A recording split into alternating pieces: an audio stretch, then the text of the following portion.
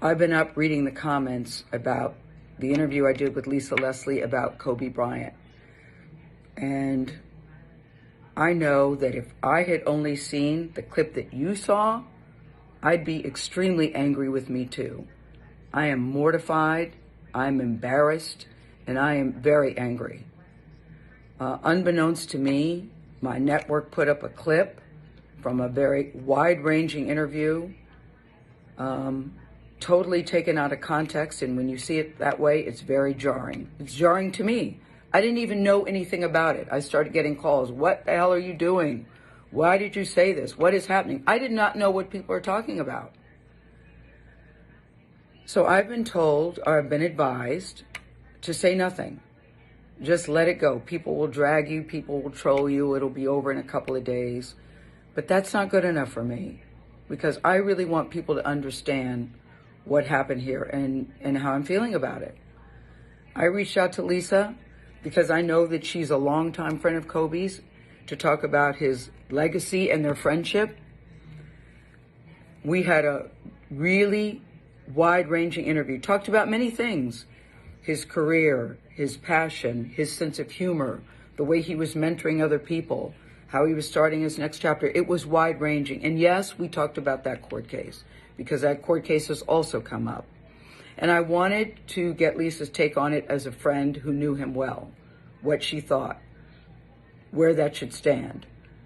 And I thought it was very powerful when she looked me in the eye as a member of the media to say it's time for the media to leave it alone and to back off.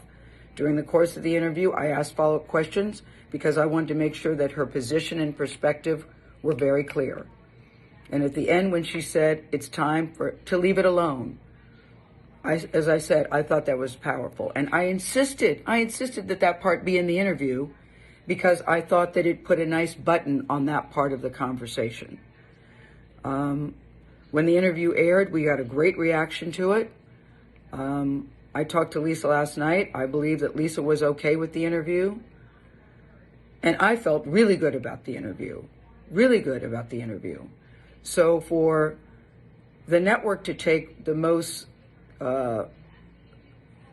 salacious part, when taken out of context, and put it up online for people who didn't see the whole interview, is very upsetting to me, and that's something I'm going to have to deal with them.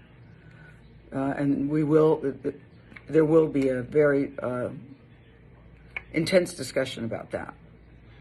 I also want to say this. I have been with Kobe Bryant on many social occasions. He was very kind and very warm to me, and I felt that we had a friendly relationship. I, too, am mourning his loss, just like everybody else. I still am shocked by it. It's tragic and untimely, and the last thing I would want to do is disparage him at this particular time. And I hope people understand that.